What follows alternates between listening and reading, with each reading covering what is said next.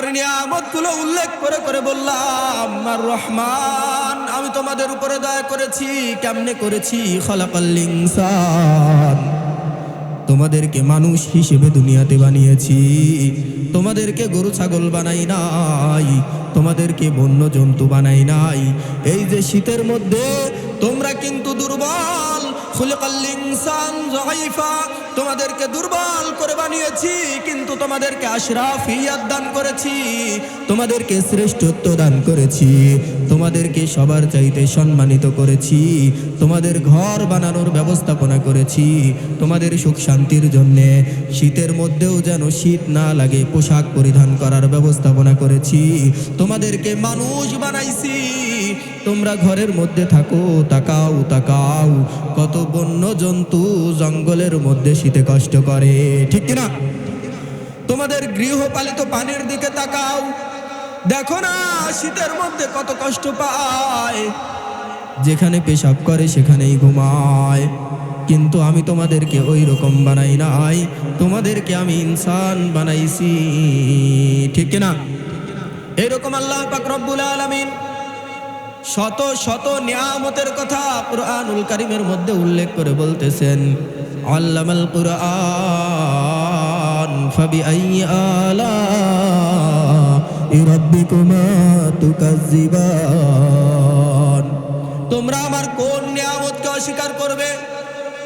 কোন নিয়ামতের শুকরিয়া আদায় না করে কোনো সুযোগ আছে নাকি? কোনো সুযোগ নাই। আল্লাহ পাক রব্বুল আলামিন চাইলে আমাদেরকে বন্য জন্তু বানাতে পারতেন, কিন্তু না না, আমাদেরকে হায়াত নামক দৌলত দিয়ে আমাদেরকে ইনসান করে দুনিয়াতে পাঠিয়েছেন, ঠিক কিনা? আল্লাহ পাক রব্বুল আলামিন এই যে আমাদেরকে নিয়ামতগুলো দিয়েছে, এর মধ্যে বহু দামি নিয়ামত হলো আমাদের এই হায়াত, ঠিক কিনা? কিছুদিন আগে এই গোরস্থানের পাশেই বাসা আমাদের এলাকার সন্তান পিতা মাতাকে ছেড়ে বিদেশ গমন করেছিল। দান করেছে হায়াত, দান করেছে হায়াত। শুনে রাখো, এটা কিন্তু বহু বড় নিয়ামত। আজকে তোমরা দুনিয়ার জমিনের উপরে ঘুরতেছো, এশারের নামাজ আদায় করতে পেরেছো, আজকে তোমাদের সুযোগ আছে, আসলে এই মাহফিলে বসতেও পারো, এখানে এসে জান্নাতি মানুষদের দলভুক্ত হতেও পারো, কিন্তু জানা নাই কখন জানে আল্লাহ পাক রব্বুল আলামিনের পক্ষ থেকে তোমার মৃত্যু চলে আসে, তুমিও এই পাশের গোরস্থানের বাসিন্দা হয়ে যেতে পারো, ঠিক কিনা? এই কারণে দোস্ত আহবাব, আল্লাহ পাক রব্বুল আলামিন যে হায়াত দান করেছে এটা বহু দামি নিয়ামত। আল্লাহ পাক রব্বুল আলামিন বলতেছেন, খুলিকাল ইনসান যায়ফা, মানুষদেরকে অত্যন্ত দুর্বল করে তৈরি করেছি, ঠিক কিনা? কিন্তু তাদের যেই দুর্বল হায়াত দান করেছি, হতে পারে দাঁড়িয়ে থাকা অবস্থায় পড়ে যাবে আর মারা যাবে, হতে পারে হাঁটতে হাঁটতে মারা যাবে, হতে পারে বিদেশের মাটিতে মারা যাবে, হতে পারে হায়াতটা এখনই শেষ হয়ে যাবে, কিন্তু তারা যেন জেনে রাখে মানুষের এই হায়াতটা অত্যন্ত মূল্যবান। এই হায়াতের বদৌলতে আমি রব্বে কারীম মানুষদেরকে জান্নাত দান করে দেই। কুরআনুল কারীমের মধ্যে আল্লাহ পাক রব্বুল আলামিন বলতেছে, হায়াতের দাম কত জানো? ইন্নাল্লাযীনা ক্বালু রাব্বুনাল্লাহ সুম্মা ইসতাকামু তাতানাজ্জালু আলাইহিমুল মালায়েকা আল্লা তাখাফু ওয়ালা তাহজানু ওয়াবশিরু বিল জান্নাতিল্লাতী কুনতুম তুআদুন। হায়াতের দাম হলো এত, যেই মানুষটা দুনিয়াতে হায়াত পেল আর আল্লাহ পাক রব্বুল আলামিনকে রব্বে কারীম বলে স্বীকার করলো, হায়াতের জিন্দেগিটা এই কথার উপরেই অটল থাকলো, রাসূল আপনি তাদেরকে বলে দিন, লা খাউফুন আলাইহিম ওয়ালা হুম ইয়াহজানুন। হায়াতটা শেষ হয়ে যেতে পারে, প্রতিবেশী তাকে অন্ধকার কবরের মধ্যে রেখে আসতে পারে, কিন্তু আমি রব্বে কারিমের পক্ষ থেকে তাদেরকে আপনি জানায়া দিন, লা খাউফুন আলাইহিম ওয়ালা হুম ইয়াহজানুন। তাদের কোনো ভয় নাই, তাদের কোনো চিন্তা নাই, কারণ এই হায়াতের বদৌলতেই আল্লাহ পাক রব্বুল আলামিনের জান্নাত পাওয়া যায়, ঠিক না দোস্ত আহবাব?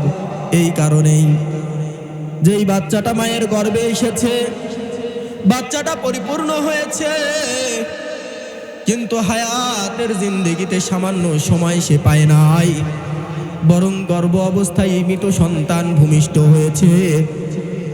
আল্লাহ পাক রব্বুল আলামিনের পক্ষ থেকে তার ব্যাপারে ঘোষণা হলো, ওই বাচ্চাটাকে একটা নেকড়ার মধ্যে পেঁচিয়ে অন্য অন্য জন্তুর মতোই দাফন করে দাও। তার আখিরাতে কোনোই ফয়সালা নাই, তার কোনো জান্নাত নাই, তার কোনো জাহান্নাম নাই। দুনিয়াতে সে ইমানদার বা বেগাইরে ইমানদার বলেও সাব্যস্ত হবে না, তার কোনো জানাজার নামাজও নাই, ঠিক না?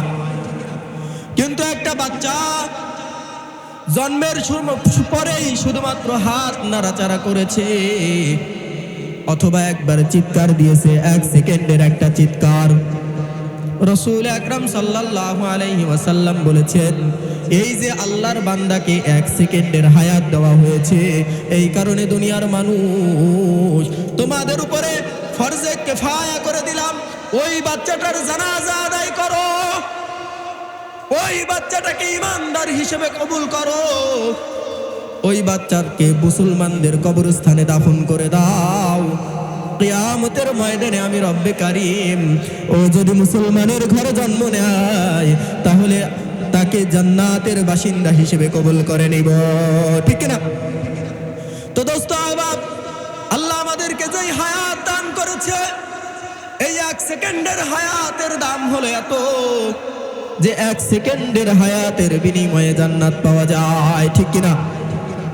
ওই যে আবু তালিব, রাসূল আকরাম সাল্লাল্লাহু আলাইহি ওয়াসাল্লামের চাচা, জিন্দেগিতে কোনোদিন ঈমান আনে নাই, কিন্তু রাসূল আকরাম সাল্লাল্লাহু আলাইহি ওয়াসাল্লামকে একাও ছাড়ে নাই। রাসূল আকরাম সাল্লাল্লাহু আলাইহি ওয়াসাল্লামের বিপদের সময় পাশে দাঁড়িয়েছে। রাসূলকে যখন কাফেররা বয়কট করেছে, 3 বছর রাসূল আকরাম সাল্লাল্লাহু আলাইহি ওয়াসাল্লামের সাথে ঘাস খেয়ে থেকেছে, ঠিক না? তো এই আবু তালেবের যখন মউত সামনে এসেছে, জনাবে মুহাম্মদুর রাসূলুল্লাহ, দো জাহানের বাদশাহ, কামলিওয়ালা, তার অভিভাবক চাচার যখন মউত এসেছে, দিলের মধ্যে দরদ নিয়ে তার দরবারে হাজির, দাওয়াত দিতেছেন, চাচা,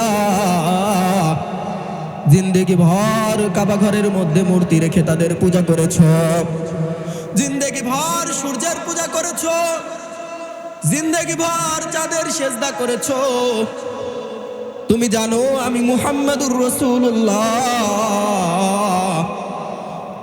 তামাম জিন্দেগিতে একটা মিথ্যা কথা বলি নাই। আহা কি চরিত্র রে, ইন্নাকা লাআলা খুলুকিন আযীম। 63 বছরের জিন্দেগি, একটা দিন মিথ্যা কথা বলে নাই।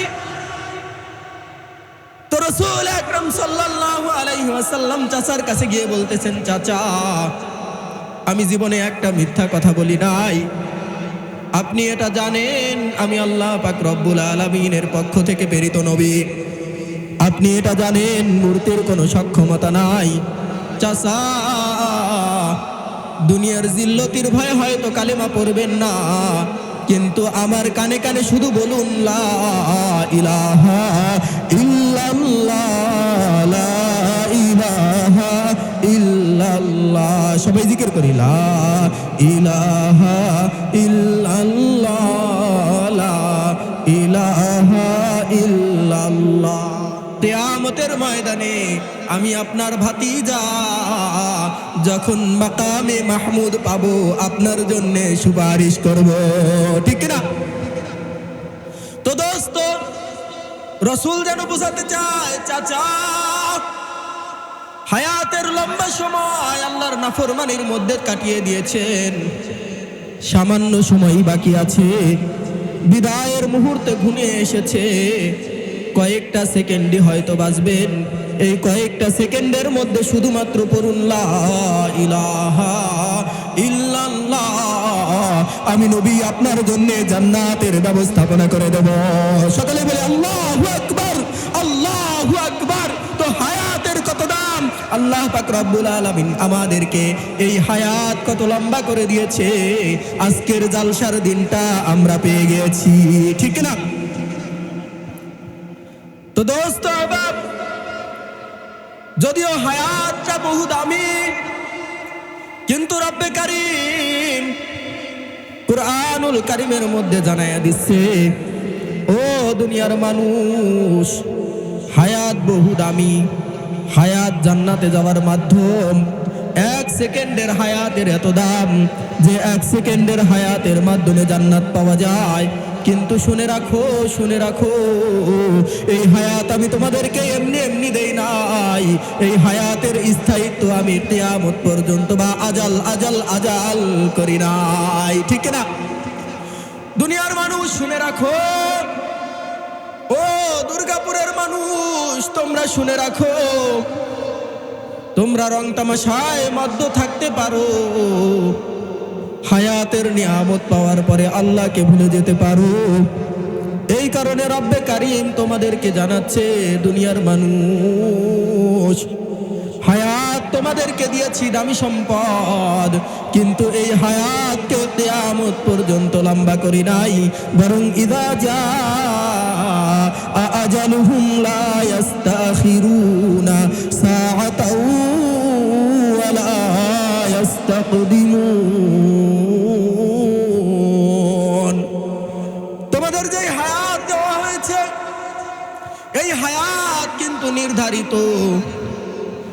একটা সময় তোমাদের এই হায়াত ফুরিয়ে যাবে। ওই যে দেখো না, তোমাদের দোস্ত, তোমাদের পাশেই একটা ছেলেকে হায়াত দিয়েছিলাম, যুবক বয়সে এই ছেলেটা দুনিয়া থেকে বিদায় গ্রহণ করেছে। তার মানে তার নির্ধারিত সময় শেষ হয়ে গিয়েছে, ঠিক না? হায়াত দামি সম্পদ, হায়াত বহু দামি সম্পদ, কিন্তু এই হায়াত এটা একটা নির্দিষ্ট সময়ের জন্যই আল্লাহ মানুষকে দিয়ে দিয়েছে।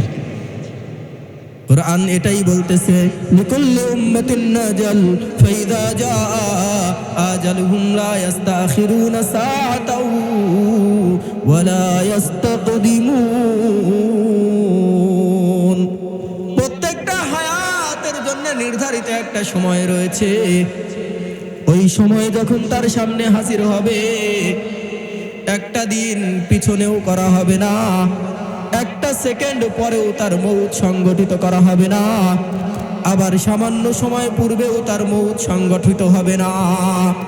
একটা নির্দিষ্ট সময় মানুষের জন্য বরাদ্দ করা আছে, যে এই সময় পর্যন্তই মানুষ দুনিয়াতে বিদ্যমান থাকবে।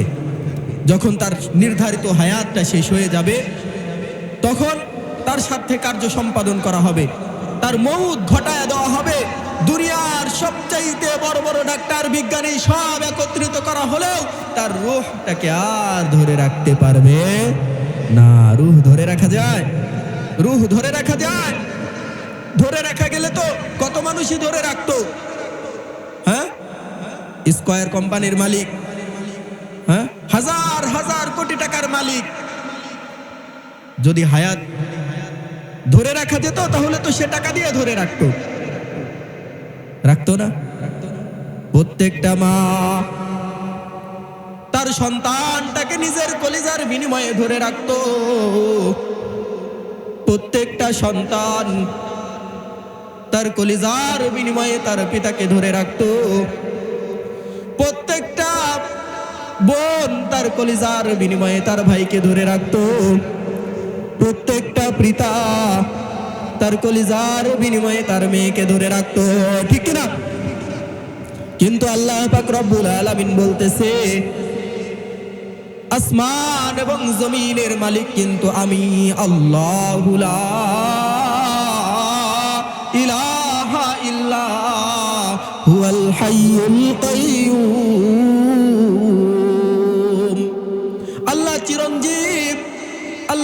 রব্বুল আলামিন সবচাইতে শক্তিশালী। আসমানের মালিক আল্লাহ, লিল্লাহি মুলকুস সামাওয়াতি ওয়াল আরদ। আসমানের মালিক আল্লাহ, জমিনের মালিক আল্লাহ, এর মাঝখানে যা আছে সবকিছুর মালিক আল্লাহ। গোলাম, তোমাদেরকে সৃষ্টি করেছি, তোমাদের মালিক আমি। তোমাদের হায়াত দান করেছি, তোমাদের হায়াতের মালিক আমি। তোমাদেরকে চামড়া টান টান করে দিয়েছি, এই চামড়ার মালিক আমি। তোমাদের দৃষ্টি শক্তি দিয়েছি, এই দৃষ্টি শক্তির মালিকও আমি। ঠিক না?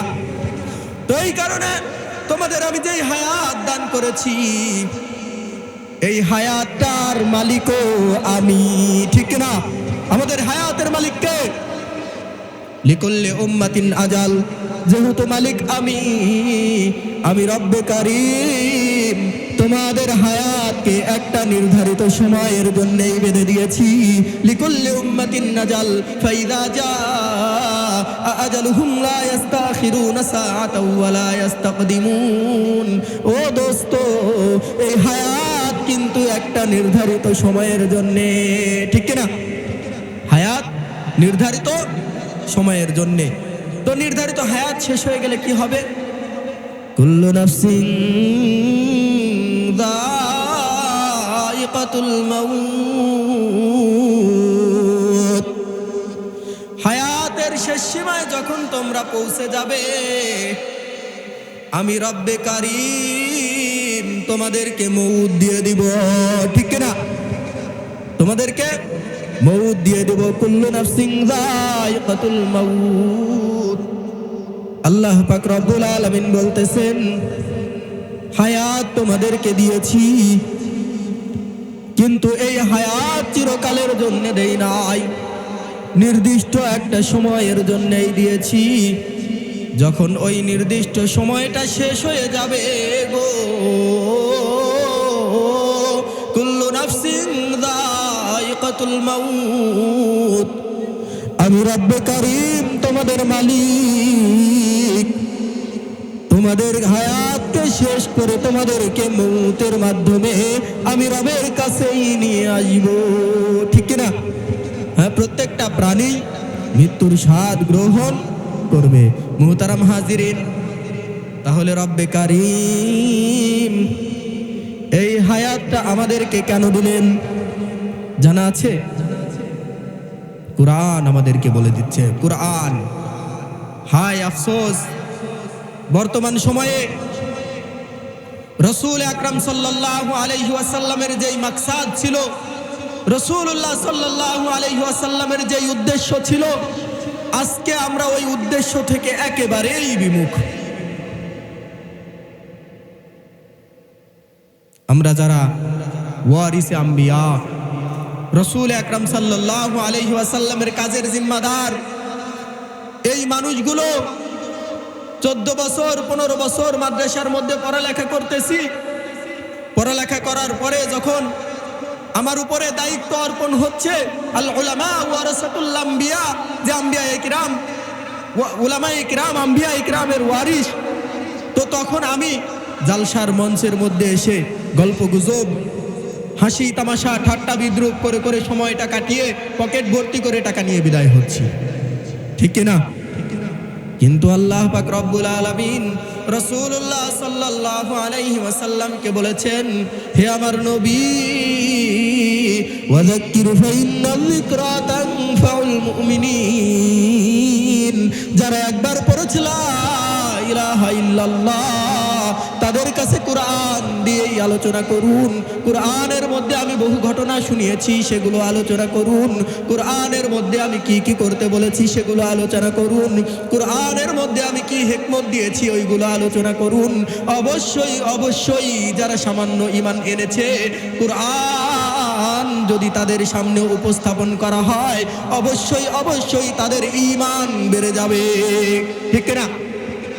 وَإِذَا تُلِيَتْ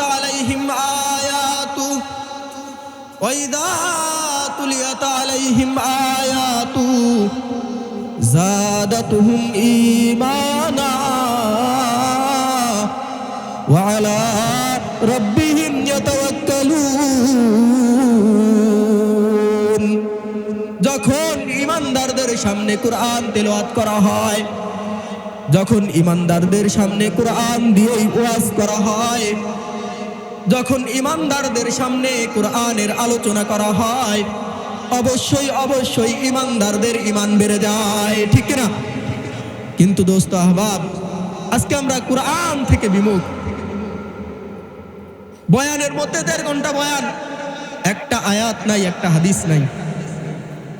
হায় আফসোস। কিন্তু মুসলমানকে যদি আজও কোরআন শোনানো যেত, তাহলে এই মুসলমানরাই হাসান আল বসরি হয়ে যেত, ঠিক না? মুহতারাম হাজিরিন, তো এই কারণে কোরআন থেকেই উপদেশ করা, কোরআন থেকেই উপদেশ গ্রহণ করা।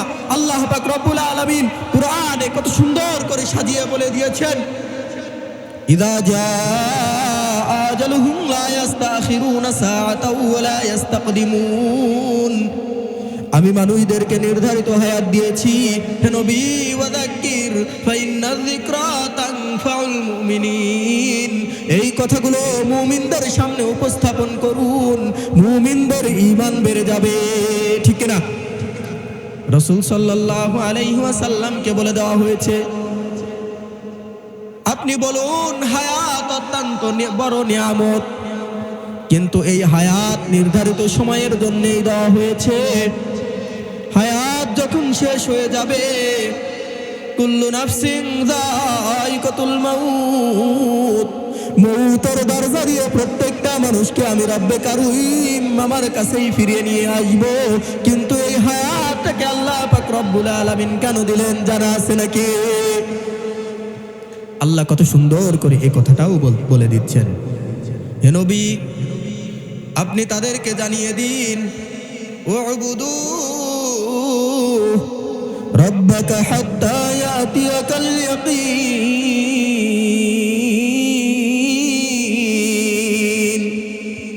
ও দুনিয়ার মানুষ, আফাহাসিবাতুম আন্নামা খালাকনাকুম আবাসা, তোমরা কি মনে করো তোমাদের এই দামি হায়াত এমনি এমনি দেওয়া হয়েছে? তোমরা কি মনে করো তোমাদের এই দামি হায়াত খেলতামাশা করার জন্য দেওয়া হয়েছে? তোমরা কি মনে করো তোমাদের এই দামি হায়াত শুধুমাত্র অর্থ উপার্জনের জন্যই দেওয়া হয়েছে? তোমরা কি মনে করো তোমাদের এই দামি হায়াত বাজার ঘাটে ঘোরাফেরা করার জন্যই দেওয়া হয়েছে? না না, আপনি বলে দিন, উবুদু রাব্বাকা হাত্তা ইয়াতিয়াকাল ইয়াকিন। তোমাদের এই হায়াত দেওয়া হয়েছে রব্বে কারীমের ইবাদত করার জন্য, ঠিক না? কার ইবাদত করার জন্য? সকলেই বলি, কার ইবাদত করার জন্য? হ্যাঁ মুহতারাম হাজিরিন, আজকেই যদি হায়াত শেষ হয়ে যায়, আজকেই যদি হায়াত শেষ হয়ে যায়, রাসূল আকরাম সাল্লাল্লাহু আলাইহি ওয়াসাল্লাম বলেছেন, ইযা কুবিরাল মাইয়িত, যখন মৃত ব্যক্তিকে কবরস্থ করা হয়, সকলেই কথা বলি, কি করা হয়? কবরস্থ করা হয়। আতাহু মালাকান, তার কাছে 2 জন ফেরেশতা আসে। কয়জন ফেরেশতা? 2 জন ফেরেশতা। আসওয়াদানে আজরাকানে, তাদের গায়ের রং হয় কালো, তাদের চক্ষুগুলো হয় নীল। তারা ওই মাইয়াতকে বসায় এবং প্রশ্ন করে, মার রব্বুকা। কি প্রশ্ন করে? মার রব্বুকা। তো যখন প্রশ্ন করা হবে, তো তখন জবাব তো দিতে হবে, তাই না? জবাব দিতে হবে না? তো জবাব কারা দিতে পারবে? যারা দুনিয়াতে থাকা অবস্থায় রবকে চিনেছে, রবকে বেশি বেশি স্মরণ করেছে। কিন্তু আমাদের আধ্যাত্মিক অবস্থান এতই দুর্বল হয়েছে, যখন দুনিয়াতে কোনো ভয় নাই, লাইটের আলো আছে, সুন্দর করে প্যান্ডেল সাজানো আছে, এত সুন্দর পরিবেশ, কোনো কাফের আমাদের গর্দানের উপরে তলোয়ার উঠায় নাই, তারপরেও বলা হয় মার রব্বুকা, তোমার রবকে। আমরা বলতে পারি না রব্বি আল্লাহ, ঠিক কিনা? অথচ মক্কার মুশরিকরা কাবা ঘরের মধ্যে 360 মূর্তি রেখেছে। তাদের ইবাদত বন্দেগী করে। ওই সময় রাসূলুল্লাহ সাল্লাল্লাহু আলাইহি ওয়াসাল্লাম দাওয়াত দিয়েছেন। ওমর ফারুক রাদিয়াল্লাহু তাআলা আনহু রাসূল আকরাম সাল্লাল্লাহু আলাইহি ওয়াসাল্লামের গর্দান নামানোর জন্য রাসূলুল্লাহ সাল্লাল্লাহু আলাইহি ওয়াসাল্লামের দরবারে হাজির হয়েছে। তো এরপরে রাসূলুল্লাহ সাল্লাল্লাহু আলাইহি ওয়াসাল্লামকে দেখে ভয়ে থরথর করে কেঁপেছে এবং বলেছে, ইয়া রাসূলুল্লাহ, আমি তো ঈমান গ্রহণ করতে চাই। তো সাহাবায়ে কেরাম, আল্লাহ পাক রব্বুল আলামিনের নাম এত জোরে পড়েছে, কিতাবের মধ্যে এসেছে যে মক্কার পাহাড়গুলো প্রতিধ্বনিত হয়ে গিয়েছে। অল্প কিছু মানুষ, যেখানে কাফেররা অন্যায় অত্যাচার অবিচারের স্ট্রিট রোলার চালিয়েছে, তারপরেও গুটি কয়েক মুসলমান আল্লাহ পাক রব্বুল আলামিনের তাকবীর এইভাবে দিয়েছে যে মক্কার পাহাড় প্রতিধ্বনিত হয়েছে। কিন্তু আমাদের সামনে যদি বলা হয় আমাদের রবকে, আল্লাহ আল্লাহ, কিন্তু মৌতের পরে আমাদের সামনে যখন এমন দুইজন ফেরেশতা আসবে যাদের চোখগুলো নীল, যাদের শরীরটা কালো, রাসূল আকরাম সাল্লাল্লাহু আলাইহি ওয়াসাল্লাম বলেন, ও দুনিয়ার মানুষ, তোমরা কি জানো রব্বে কারীমের সবচাইতে ছোট যেই ফেরেশতা, তার মাথায় যদি তামাম দুনিয়ার সব পানি ঢেলে দেওয়া হয়, তাহলে এক ফোঁটা পানি তার মাথা থেকে গড়ে মাটিতে পড়বে না। বোঝানোর জন্য বলেছে আল্লাহু আকবার। তো এইরকম ফেরেশতা যখন জিজ্ঞেস করবে মার রব্বুকা, আমরা তো এখানে বসে থেকেই বলতে পারি না রব্বি আল্লাহ। ওই অন্ধকার কবরে কেমনে বলবো রব্বি আল্লাহ? বলা যাবে? তো এই কারণে দুনিয়া থেকে অভ্যাস করতে হয়, দুনিয়া থেকে অভ্যাস করতে হয়। ধরুন আমি আপনাদেরকে প্রশ্ন করতেছি, মার রব্বুকা, উঁচু আওয়াজে সকলেই বলবেন রব্বি আল্লাহ। বলুন, সকলেই বলুন রব্বি। ভয় আছে কোনো কাফের পিটাবে? হ্যাঁ? অন্ধকার আছে কোনো? হ্যাঁ? এর মধ্যে সন্দেহ আছে কোনো যে আমাদের রব আল্লাহ? সন্দেহ আছে? কোনো সন্দেহ নেই। আমাদের রবকে আল্লাহ, আমাদের রব। ওই রব আমাদেরকে বলতেছেন, ওই রব আমাদেরকে বলতেছেন, ও দুনিয়ার মানুষ, শোনো শোনো, তোমাদেরকে যেই হায়াতের নিয়ামত দান করেছি ওইটা কিন্তু নির্ধারিত, ঠিক কিনা? একটা সময় মউতের মাধ্যমে তোমার হায়াত শেষ হয়ে যাবে, যেমন সাগরের হায়াত শেষ হয়েছে। ও যুবক, তোমার মতোই যুবক ছিল। ও যুবক, তোমার মতোই হয়তো জালসার দিনেও বাইরে বাজারের মধ্যে ঘোরাফেরা করতো। ফিকির করে দেখো, ওর নির্ধারিত সময় শেষ হয়ে গিয়েছে। বাড়ির পাশে জালসা হয়, বাজারের মধ্যে ঘুরতে পারে না, ঠিক না? ওই কবর থেকে উঠে আসতে পারে না। তো এই মউতের মাধ্যমে তোমাকে কবরে ঢুকায়া দেব। কিন্তু তুমি কি ফিকির করেছো এই দামি হায়াত আমি রব্বে কারীম তোমাকে কেন দিলাম? উবুদু রাব্বাকা হাত্তা ইয়াতিয়াকাল ইয়াকিন। ও দুনিয়ার মানুষ, তোমরা তোমাদের রবের ইবাদত করো ওই সময় পর্যন্ত, যতক্ষণ পর্যন্ত তোমার কাছে ইয়াকিনী সংবাদ না পৌঁছায়। আমরা তাবলিগী লোকেরা যারা আছি তারা বলি না ঈমান ইয়াকিনের কথা হবে। ইয়াকিন শব্দের অর্থ হলো দৃঢ় বিশ্বাস। ইয়াকিন শব্দের অর্থ হলো দৃঢ় বিশ্বাস। আল্লাহ পাক রব্বুল আলামিন বলতেছে, তোমাদেরকে হায়াত দিয়েছি, নির্ধারিত হায়াত। এই হায়াত তোমরা তোমাদের রবের ইবাদতের মধ্যে কাটিয়ে দাও যতক্ষণ পর্যন্ত তোমাদের কাছে ইয়াকিনী সংবাদ না আসে। আল্লাহ পাক রব্বুল আলামিন এই মউতকে ইয়াকিন বলে সাব্যস্ত করেছে, ঠিক কি না? মউতের চাইতে সত্য কোনো বিষয় আছে? ও দুনিয়ার মানুষ, মউত এমন দৃঢ় সংবাদ, মউত এমন ইয়াকিনী সংবাদ যে রব্বে কারীমকে বিশ্বাস করে না ওই মানুষটাও মউত বিশ্বাস করে, ঠিক না? যেই মানুষটা বলে আল্লাহ নাই, যেই মানুষটা বলে স্রষ্টা নাই, যেই মানুষটা নিজেকে নাস্তিক বলে সাব্যস্ত করার চেষ্টা করে, ওই মানুষটারও যখন জ্বর হয় দৌড়িয়ে ডাক্তারের কাছে চলে যায়। ঠিক কিনা? কেন যায়? কেন যায়? কেন যায়? কারণ এই জ্বর যদি বাড়ে তাহলে অবশ্যই অবশ্যই মৃত্যুবরণ করব। ঠিক কিনা? এই যে মানিকগঞ্জের মধ্যে একটা বাউল সরকার আল্লাহ পাক রব্বুল আলামিনকে নিয়ে কটূক্তি করেছে। ঠিক কিনা? করেছে কিনা? হ্যাঁ, তো তাকে ধরে জেলে ভরা হয়েছে। তো ওই লোকটা আল্লাহ তাআলার কথার কোনো গোয়া মাথা খুঁজে পায় না, এরকম একটা কথা বলছে একবার বাজে ভাষায়, বিশ্রী ভাষায়। আমি ওর কথাটাই নকল করলাম। তো পুলিশে ওকে ধরে আটকাইছে। কেন আটকাইছে? জনগণের পিটানি খাইতে পারে। তো এই মানুষটাও জনগণের পিটানি খেলে ও মারা যাবে এটা বিশ্বাস করেই জেলের মধ্যে ঢুকছে, তাই না?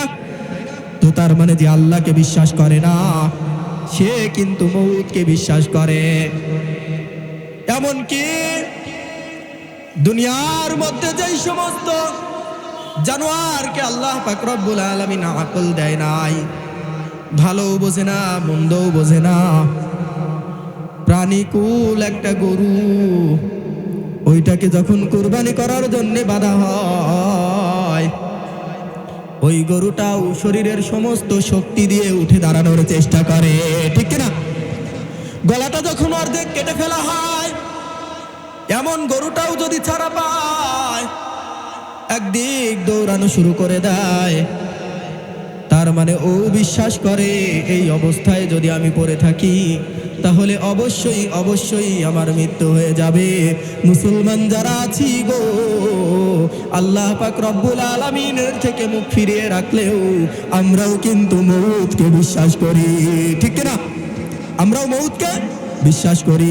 রব্বে কারীম এই কথাটাই কুরআনুল কারীমের মধ্যে বলতেছে, ও দুনিয়ার মানুষ, ওই ইয়াকিনী সংবাদ মৃত্যু, ওই ইয়াকিনী সংবাদ মৃত্যু তোমরা সকলেই জানো। তোমাদের নামের শুরুতে একদিন পড়া হবে লা ইন্না লিল্লাহি ওয়া ইন্না ইলাইহি রাজিউন। তো ওই ঘোষণা আসার পূর্ব পর্যন্ত তোমরা তোমাদের রবের ইবাদত বন্দেগী করবে। এই কারণেই তোমাদের দামি হায়াত আমি দান করেছি। ঠিক না? তো তার মানে আল্লাহ পাক রব্বুল আলামিন বলতে চান, দুনিয়ার মানুষ, আফাহাসিবতুম আন্নামা খালাকনাকুম আবাসা, তোমরা কি ধারণা করেছো যে তোমাদের এই হায়াতের জিন্দেগি অনর্থক দিয়েছি, খেলতামাশা করার জন্য দিয়েছি? না না, তোমাদের এই নির্ধারিত হায়াত দিয়েছি আমি রব্বে কারীমের ইবাদত আর বন্দেগী করে মউতের জন্য প্রস্তুতি নেওয়ার জন্য। ঠিক কিনা? কবর সাজানোর জন্যে, আখিরাত সাজানোর জন্যে, জান্নাত সাজানোর জন্যে। এই কারণে আকাবেরগণ বলেছেন, নিজেকে ইবাদত আর বন্দেগীর মাধ্যমে আল্লাহ পাক রব্বুল আলামিনের জান্নাতের উপযুক্ত করা, এটা প্রত্যেকটা নফসের উপরে ওয়াজিব। ঠিক কিনা? ইয়া আইয়ুহাল্লাযীনা আমানুত্তাকুল্লাহ হাক্কা তুকাতিহি ওয়ালা তামুতুন্না ইল্লা ওয়া আনতুম মুসলিমুন। ও দুনিয়ার ইমানদারেরা, তোমরা তোমাদের রবের ভয় করো যতক্ষণ পর্যন্ত হায়াত আছে, আর তোমরা মৃত্যুবরণ করো না, কিন্তু মুসলমান হয়ে মৃত্যুবরণ করো। যদি তা না করো তাহলে কি হবে? আল্লাযীনা কাফারু ওয়া সাদ্দু আন সাবিলিল্লাহ আদাল্লা আমালাহুম, তোমাদের সব নেক আমল বরবাদ হয়ে যাবে। এই কারণে কুফরি করো না, আমি রব্বে কারীমকে হায়াতের জিন্দেগিতে ভয় করো আর পরিপূর্ণ মুসলমান হওয়ার চেষ্টা করো। ইয়া আইয়ুহাল্লাযীনা আমানু কু আনফুসাকুম ওয়া আহলিকুম নারা। হায়াত থাকতে থাকতে নিজেকে তুমি জাহান্নাম থেকে বাঁচাও। আল্লাহ পাক রব্বুল আলামিন আদেশ করতেছেন জাহান্নাম থেকে বাঁচাও। কু আনফুসাকুম, উলামায়ে কিরাম বলতেছেন, ফকিহগণ বলতেছেন, কু এটা আমরের সিগা, আল্লাহ পাক রব্বুল আলামিন আদেশ করতেছেন জাহান্নাম থেকে বাঁচাও, অবশ্যই অবশ্যই বাঁচাও। এই কারণে প্রত্যেকটা মানুষের জন্য নিজের নফসকে জাহান্নাম থেকে বাঁচানোটা হলো ওয়াজিব, ঠিক না? আর জাহান্নাম থেকে না বেঁচে কোনো উপায় আছে? হ্যাঁ, কোনো উপায় আছে? কেউ যদি জাহান্নামের মধ্যে চলে যায়, রাসূলুল্লাহ সাল্লাল্লাহু আলাইহি ওয়াসাল্লাম বলেছেন যে জাহান্নামের মধ্যে ফেরেশতারা জাহান্নামীদেরকে শাস্তি প্রদান করবে, হাতুড়ি দ্বারা মাথার উপরে আঘাত করবে, এত জোরে আঘাত করবে গো, ওই একটা হাতুড়ির আঘাত যদি পাহাড়ের উপরে করা হতো তাহলে পাহাড় ধূলিসাৎ হয়ে যেত। তো ওই জাহান্নাম থেকে না বেঁচে কোনো উপায় নাই। এই কারণে আল্লাহ পাক রব্বুল আলামিন বলতেছে, দুনিয়ার মানুষ, আমি কিন্তু তোমাদেরকে অত্যন্ত মহব্বত করি, ভালোবাসি। ওয়াইদ ক্বালা রাব্বুকা লিল মালাইকা ইন্নী জাইলুম ফিল আরদি খলিফা। শোনো শোনো, তোমাদেরকে সৃষ্টি করার পূর্বে ফেরেশতাদেরকে বলেছিলাম আমি তো আমার খলিফা দুনিয়াতে পাঠাতে চাই, আমি তো মানব জাতিকে সৃষ্টি করতে চাই। তোমরা কি বলো? ফেরেশতারা বলেছিল, রব্বে কারীম, আমরাই তো যথেষ্ট, আমরাই আপনার ইবাদত বন্দেগী করার জন্য যথেষ্ট। নতুন একটা জাতি তৈরি করার কি প্রয়োজন, কি দরকার? বিজ্ঞাপন করি, আমরাই তো আপনার বরত্ব প্রকাশ করি, সুতরাং নতুন করে কোনো জাতি দুনিয়াতে পাঠানোর দরকার নাই। আমি বলেছিলাম ইন্নী আ'লামু মা লা তা'লামুন। ও উম্মত মুহাম্মাদী, তোমাদের জন্য আমি ফেরেশতাদের সাথেও ঝগড়া করেছি, সুতরাং তোমরা জেনে রাখো আমি রব্বে কারীম তোমাদেরকে মহব্বত করি, ঠিক না? মহব্বতের জিনিস থেকে বাধা প্রদান করলেও ওই কাজটা করতে ভালো লাগে, তাই না? আমাদের যুব সমাজ প্রত্যেকের হাতে হাতে মোবাইল আছে না? বড় মোবাইল। এই আমাদের গোরস্থানের পাশেই ইন্টারনেট দেওয়া আছে। আমাদের এই এলাকার ছেলে পেলেই ওখানে বসে বসে মোবাইল টিপে। আমি নিজেও নসিহত করেছি, বন্ধ হয়েছে, বন্ধ হয়েছে। আমাদের প্রত্যেকের ঘরের সন্তানেরা মোবাইল টিপতেই থাকে। বাবা নসিহত করে, মা নসিহত করে, এমনকি ইমাম সাহেব হুজুরের কাছে গিয়ে বলে, হুজুর ছেলেটার মোবাইল কিনে দিয়েছি, ঘরে ওয়াইফাই লাইন লাগিয়ে দিয়েছি, ওয়াইফাই এর বিলও আমিই দেই হুজুর, কিন্তু মাঝে মাঝে নিষেধ করি মোবাইলটা এত বেশি টিপো না, আপনিও একটু নসিহত করে দেন। বলে না এরকম? বলে না এরকম? তো ইমাম সাহেব হুজুর নসিহত করে, বাবা দেখো তোমার আব্বা আসছিল, তোমার জেহেনটা ভালো, পড়াশোনা নাকি ভালো করো, যদি ভালো পড়াশোনা করো হয়তো ভবিষ্যৎ উজ্জ্বল হতে পারে, মোবাইল টিপে নিজের জিন্দেগিটা নষ্ট করো না। নসিহত করে, ঠিক না? তো ছেলে পেলে বলে আচ্ছা আচ্ছা ঠিক আছে হুজুর, ঠিক আছে। হ্যাঁ, তো তারপরে আবার যেই সেই, ঠিক না? হ্যাঁ, কারণ কি? কারণ হলো এই ছেলেগুলো মোবাইল টেপাকেই বেশি মহব্বত করে, ঠিক না?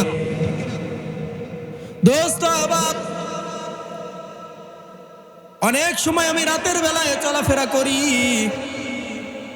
শীতের সময় বাজারের মধ্যে চা স্টল, যেখানে বিশাল বড় টেলিভিশন লাগানো, মাসাল মাত্র 2টা, 10-20 জন লোক বসা যায়, কিন্তু লোক তো হয় 50 জন।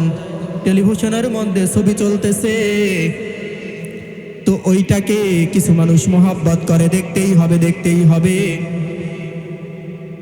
নারায়ে তাকবীর, দ্বিতীয় মেহমানের আগমন। আল্লাহ পাক রব্বুল আলামিন হযরতের হায়াতের মধ্যে, আমলের মধ্যে বরকত দান করুক, সকলেই বলে আমিন। মুহতারাম হাজিরিন, যেটা বলতেছিলাম, যে যেই জিনিস মহব্বত করে ওই জিনিসটা নিষেধ করলেও করে, ঠিক না? তো আল্লাহ পাক রব্বুল আলামিনকে নিষেধ করা হয়েছে ইনসান বানানোর দরকার নাই। ইনসান বানানোর কোনো দরকার নাই, আমরাই তো আপনার ইবাদত করি। আল্লাহ বলতেছে তাদেরকে আমি মোহাব্বত করি, আমি বানাবই। আল্লাহ বলতেছে ও দুনিয়ার মানুষ, কোরআনের মধ্যে এই কথাটাই বলে দিয়ে তোমাদেরকে আমি জানালাম আমি কিন্তু তোমাদেরকে মোহাব্বত করি। এই কারণেই তোমাদেরকে বলতেছি হায়াতের জিন্দেগি দিয়েছি, বেশি দিনের জন্য দেই নাই। হয়তো 5 বছর অথবা 10 বছর অথবা 15 অথবা 60 অথবা 63 অথবা 70, এরপরে কিন্তু হায়াত পাবে না। লিকুল্লি উম্মাতিন নাজাল ফাইদা জা আজালুহুম লা ইস্তাখিরুনা সাআতাও ওয়া লা ইস্তাকদিমুন। হায়াত যখন শেষ হয়ে যাবে কেউ নিস্তার পাবে না, কবরের মধ্যে অবশ্যই অবশ্যই যেতে হবে, ঠিক না? তো সুতরাং এই হায়াত কিন্তু তোমাদেরকে এমনি এমনি দেয় নাই। উবুদু রাব্বাকা হাত্তা ইয়াতিয়াকাল ইয়াকিন। হায়াতটা শয়তানের ধোঁকায় নষ্ট করো না, রব্বে কারীমের ইবাদতের মধ্যেই কাটিয়ে দাও, ঠিক না? তো মুহতারাম হাজিরিন, আমাদের দ্বিতীয় মেহমান চলে এসেছেন। তো হযরত আমাদেরকে মূল্যবান নসিহত শোনাবেন, দীর্ঘ সময় নসিহত চলবে। তো আমরা এই সামান্য সময় নসিহতের মাধ্যমে এতটুকু জানতে পারলাম যে হায়াত বহু দামি সম্পদ, 1 সেকেন্ডের হায়াতের বিনিময়ে জান্নাত পাওয়া যায়। দ্বিতীয় কথা, আল্লাহ হায়াতটাকে অনন্তকালের জন্য দেয় নাই, নির্ধারিত সময়ের জন্যই দিয়েছে। বাবা গেছে, দাদা গেছে, দাদার বাপ গেছে, এরকম চলেই যাবে। কিন্তু এই হায়াতটা কেন দিল? হায়াতটা দিয়েছে আল্লাহ বলে দিয়েছেন আমার ইবাদত করার জন্য, ঠিক কিনা? আল্লাহ পাক রব্বুল আলামিন আমাদেরকে কি জন্য হায়াত দিয়েছে? সকলে একবার জবান খুলে বলি সকলেই যে ইবাদত করার জন্য, সকলেই বলি ইবাদত